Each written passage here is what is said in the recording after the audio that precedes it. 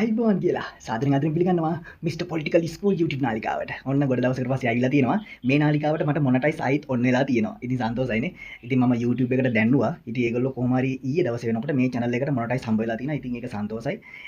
මම දන්නේ ඇයි දුන්නේ කියලා. හැබැයි මේක හෙට අනිද්ද වෙනකොට ආයි නැති වෙන්නත් පුළුවන් ඉතින්. ඉතින් මොනටයිස් හම්බ වෙච්ච ඉඳ ඔන්න වැඩසටහන කරන්න පටන් ගත්තා.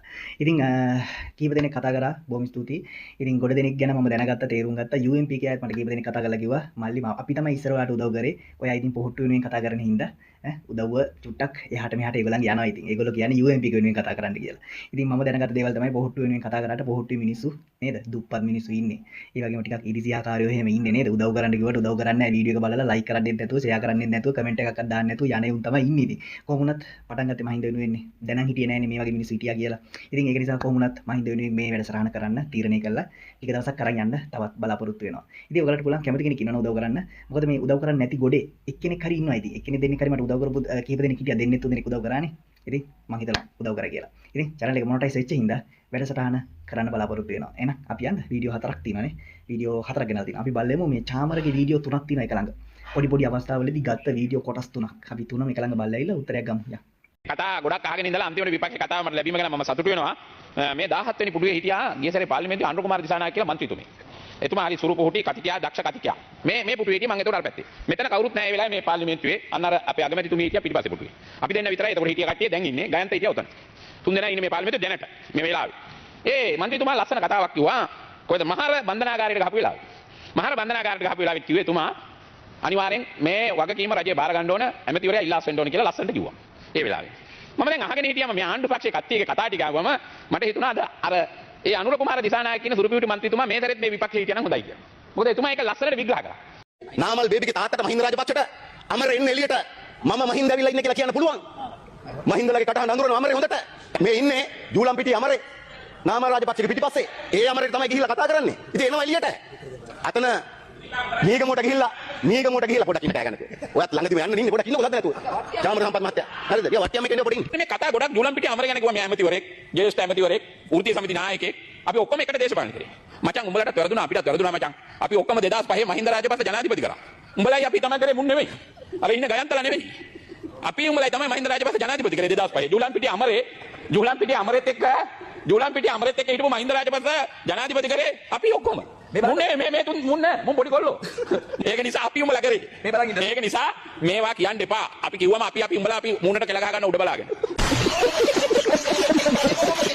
මහින්ද රාජපක්ෂගේ ජනාධිපති කාලේ බීජල ටොන් එකක් රුපියල් 8000යි. මහින්ද රාජපක්ෂගේ කාලේ පොහොර පිටියක් 1500යි. මහින්ද රාජපක්ෂගේ කාලේ වස බෝතලයක් නැත්නම් කුමිනාශක බෝතලයක් 1500යි. මහින්ද රාජපක්ෂගේ කාලේ කම්කරුවෙක් රුපියල් 1500යි. එතකොට මහින්ද රාජපක්ෂගේ කාලේ අල කිලෝ එක 250ට ගත්තා. දැන් ගරු වෙළඳ ඇමතුමනි බීජල පෙට්ටියක් රුපියල් 38000යි. දැන් පොහොර මිටියක් රුපියල් 16000යි 18000යි 13000යි ඉඳන් ඉස්සරහට යනවා. දැන් වැඩ කරන සේවකයෙක් රුපියල් 3500යි අල කොටුවක වැඩ කරන්නේ. දැන් කුමිනාශායනික බෝතලයක් රුපියල් 5000න් යනවා. අද වෙනකොට අල ගොවියගේ අල කර්මාන්තය සම්පූර්ණයෙන් බිමට වැටෙන්නේ යන්නේ වෙළඳ ඇමතුමා. කුෂිකර්ම ඇමතිවරු දෙපළක් මෙතන ඉන්නවා. කුෂිකර්ම ඇමතිවරු දෙපළට මේක කිසිම දෙයක් කරන්න බෑ. මොකද කුෂිකර්ම ඇමතිවරුන්ට කරන්න බැරි ඔබතුමා අතේ තමයි හැන්ද තියෙන්නේ. දැන් කුෂිකර්ම ඇමති යනවා නැගිටලා නියෝජ්‍ය ඇමතියින් ඉඳන් නියෝජ්‍ය ඇමතිවත් අහගන්න. ඒකින්ද දැන් ඔබතුමාගෙන් මම වැඳලා ඉල්ලන්නේ අපි දැන් මෙච්චර කල් ඉවසුවා අපේ පළාතේ මිනිස්සු.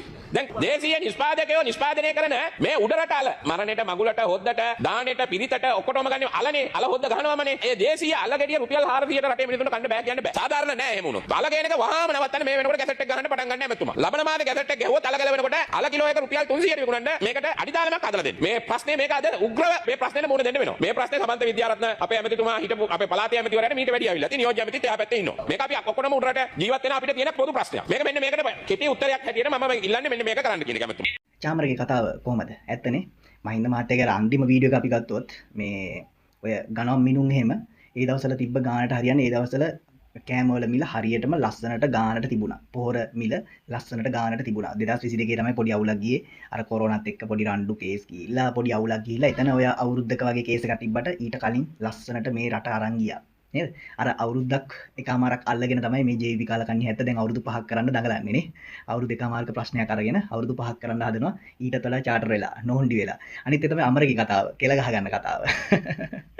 2005 කට්ටියම ඔක්කොම එකට ඉඳලා chance එකක් ආවට පස්සේ කුස්සිය හැමදාම කෑම කකා හිටු මිනිස්සුනේ.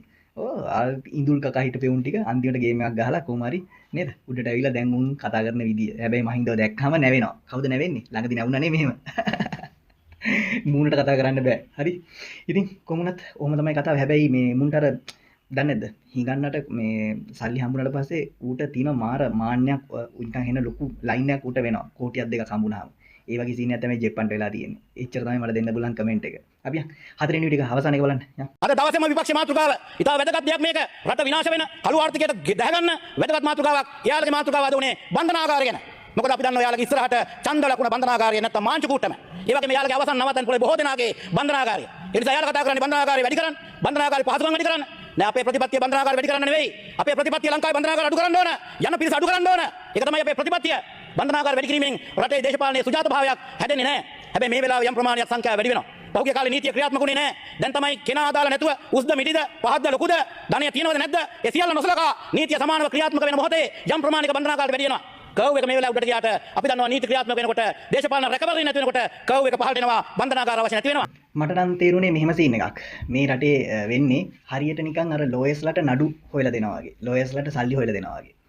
ඔව ඇදගෙන යනවා මොකක් හරි කවුරු හරි එක නඩුවක් දැම්ම කියන්නේ ලෝය කෙනෙක්ට කතා කරා දැන් ඉස්සර වගේ ගාස්තුන් නැහැ හොඳේ මට මතකයි මගේ ඔය ගාන මගේ කතා කරන මේවට 10000යි 15000යි 20000යි ලෝය ගාස්තු ඉතින් ඔන්න ඔහමයි ගියේ ඉතින් ඔය ලෝයස්ලට නඩු අරන් දෙනවා ලෝයස්ලව ජීවත් කරවනවා ඉතින් ඒතකොට ලෝයස්ලා JP පක්ෂයත් එක්ක රැඳී ඉන්නවා ඉතින් එහෙම ඉඳලා අන්තිම කට්ටිය හිරේ දාලා හිරේ ඉන්න මිනිස්සුන්ව පුරවනවා හැමදාම නඩු ඔන්න ඕක තමයි මේ JP එක දුවන්නත් හේතුවක් නේ JP එක දුවන්නේ කාවරි හිරේ දානවා පොඩි ආතල් එකක් දෙනවා ආයෙත් එළියට ගන්නවා ආයෙත් ඊළඟ දවසේ ආයෙත් මොකක් හරි එකකට කතා කරනවා ඕකෙන් තමයි මුන් දුවන්නේ එහෙම නැතුව රට හදනවද මුන් මේ හිරේ දාන ඒව මේව පෙන්නලා මිනිසුන්ට බඩ පිරෙනවද කන්න පුළුවන්ද පඩි වැඩි වෙලාද බස් ගාස්තු අඩු වෙලාද තෙල් මිල අඩු වෙලාද ඒ මුකුත් නැහැ නේද ඒ ඔක්කොම නැතුව මුන් කරනවද කාවර හිරේ දානවා ගන්නවා ඕකෙන් තමයි මුන් මේ අවුරුදු 5 දුවලා තවත් අවුරුදු 10ක් දුවන්නත් මේ සමහර ඒවා කතා කරන්නේ අනිත් එක තමයි මේ විපක්ෂයේ කවුරුත් යන්නේ නැති 2029 අනිවාර්යයෙන්ම JP එකේ 159යි අනුරා මහත්තයයි ඒ වගේම ওই മന്ത്രിවරු සෙට් එකක් ඉන්නවනේ දැන්